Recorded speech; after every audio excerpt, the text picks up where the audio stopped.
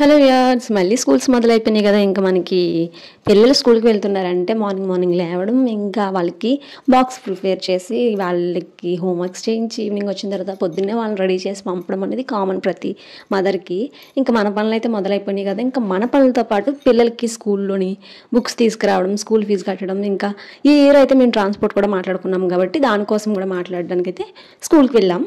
Transport మాట్లాడేసిన తర్వాత ఇంకా మమ్మల్ని వెయిటింగ్లో ఉంచారు బుక్స్ ఇవ్వడానికి. బుక్స్ ఇచ్చే ముందు మనకి ఏవైతే బుక్స్ వస్తాయో అది రెఫరల్ షీట్ ఒకటి ఇచ్చారు. అవి వచ్చిన తర్వాత చెక్ చేసుకోవడానికి.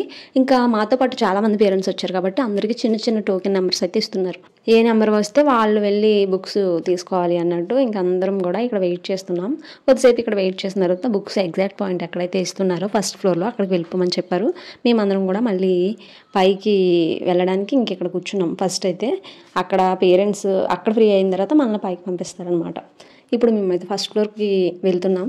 ఇక్కడే బుక్స్ అనేవి ఇస్తున్నారు. చూస్తున్నారు కదా, పేరెంట్స్ బుక్స్ తెచ్చుకుంటున్నారు. వీళ్ళ స్కూల్లో ఏంటంటే మొత్తం అంతా కూడా ఒక ప్రాసెస్లో జరుగుతుంది. మనం బుక్స్ తీసుకున్న తర్వాత మళ్ళీ వాటికి లేబుల్స్ కవర్ చేసేసి వాళ్ళకి ఇచ్చేస్తే మళ్ళీ వాళ్ళు బుక్ లోడ్ అనేది ఇంటికి పంపిస్తారనమాట.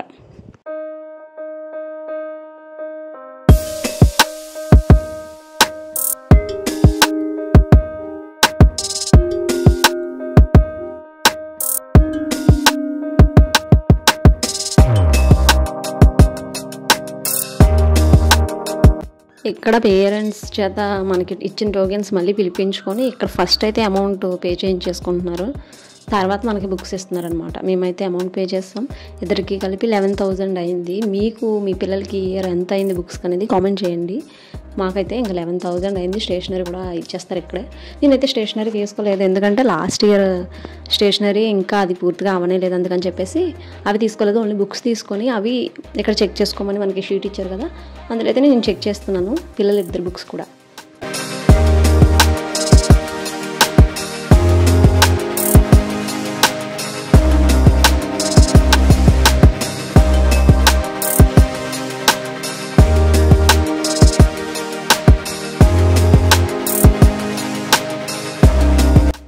ఇంకా బుక్స్ అయిపోయిన తర్వాత ఈవినింగ్ మేము ఇలా డిమార్ట్కి వచ్చాం. ఇంట్లో గ్రాసరీ కోసం అని వచ్చాం. ఇంకా పిల్లలకి ఏమైనా తీసుకుందామని కూడా చూస్తున్నాం. అంటే బ్యాగ్, ఇంకా మనకి లంచ్ బాక్స్, ఇవి బ్యాగ్స్ ఉంటాయి కదా, అవి కూడా చూద్దామన్నట్టు ఇవి ఇక్కడికి వచ్చాం.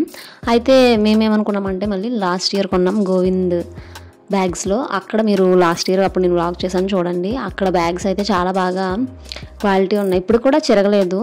ఇంకా అక్కడికి వెళ్దాంలే అని చెప్పేసి ఇక్కడ తీసుకోలేదు, ఓన్లీ గ్రాసరీ తీసుకొని మేమైతే అక్కడికి బయలుదేరాం. కానీ మేము అక్కడికి వెళ్తూ ఉండగా బండి అయితే ఆగిపోయింది.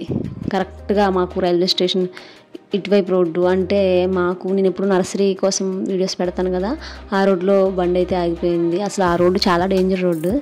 ఆగిపోవడం అంటే టైర్ పేలిపోయింది అనమాట ఒకేసారి. కానీ మేము ఏదేవిడో కాపాడాడు మమ్మల్ని అయితే, ఎందుకంటే టైరు ఒకేసారి గాలిపోతే పడిపోతాం కదా పక్కకి. కానీ మేము జస్ట్ అలా మా వారు పక్కకి తీసుకెళ్ళి ఆపేశారు. దాని ఎదురే ఇక్కడ మెకానిక్ షాపు, అంటే కొత్త టైర్లు వేస్తారు కదా, ఆ షాపు ఎగ్జాక్ట్గా ఆ లొకేషన్ దగ్గరే అలా జరిగింది. ఇంకా మేమైతే కొత్త టైర్ వేయించేసుకుంటున్నాం.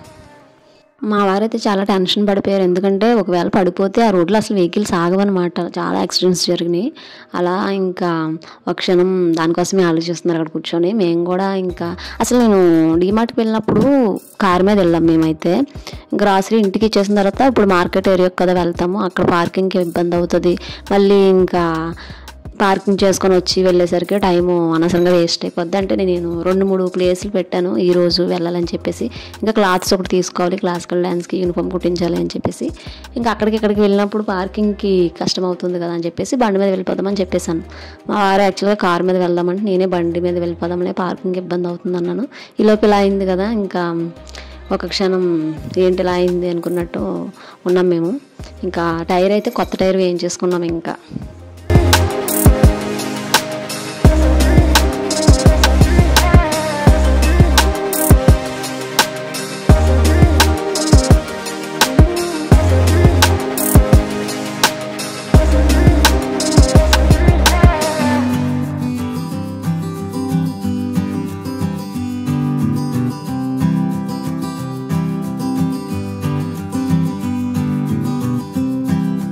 ఇంకా మా బండి అయితే రెడీ అయిపోయింది కొత్త టైర్తో.